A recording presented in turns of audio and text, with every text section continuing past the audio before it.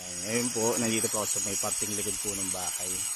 So, ayun po yung mga ilan sa mga dahilan kung bakit po pinapahasa ako. Medyo nakaumbok po dito sa part na yun. So, papantay ko po yan.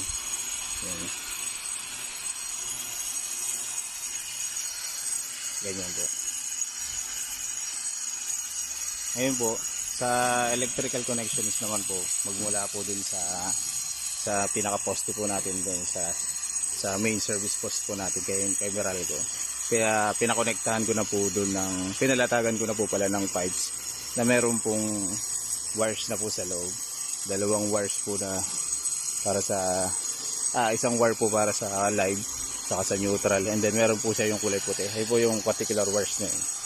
Yung kulay puti po, yun po yung sa ground. Tapos yung dalawang itim po yung sa live and sa neutral, positive and negative. So nakatap na po siya dyan. Dito ko po siya pinabaon. Diretso po yan dito. Ayan. Dito po.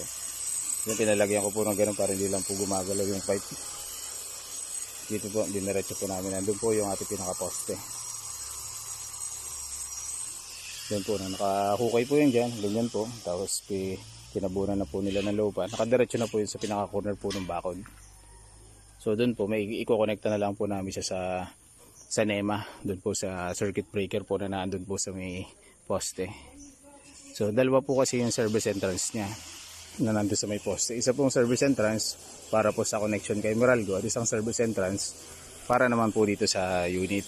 So since kasi po temporary connection po yung ginawa nila dito, yung isang service entrance, doon po kami nagtap para po sa supply ng kuryente namin sa loob. So hindi ko po muna yung patatanggal kasi hindi po ako authorized dun. Si Suway po, sila po ang contractor para dun. Doon na lang po kami nagtap. So ang gagawin ko na lang po dito para po mai-connecta po natin tong main electrical line po natin dito sa bahay. Itatap ko na rin po siya doon sa mismong circuit breaker po ni Suway na inilagay doon sa baba. So kapag po nagpalit na po kayo ng permanent na metro, pwede naman po yung mismong NEMA na yun ang gamitin na rin po para doon. So okay na rin po magiging connection ito. Also para hindi po namin magamit po ito agad, hindi po maluma ito sa amin itong wires dito. Hindi po ako tatap dito sa line na ginawa natin. Doon pa rin po doon sa binigay po na service entrance po ng ating electrical contractor. Ayan po. Dito naman po sa reservoir. So may mapapansin po kayo dito. Meron na po akong pinalagay dito na PPR pipe. So may cover siya.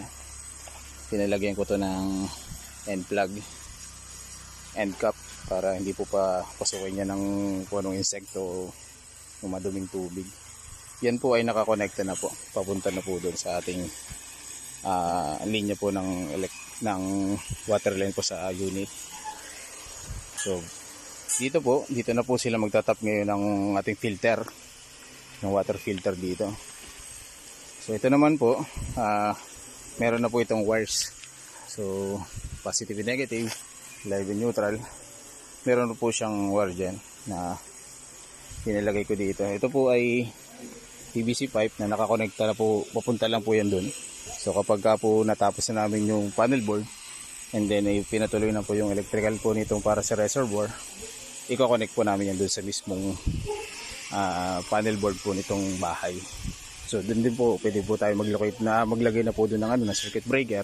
Pwede rin po dito sa mismong loob po nitong pump room.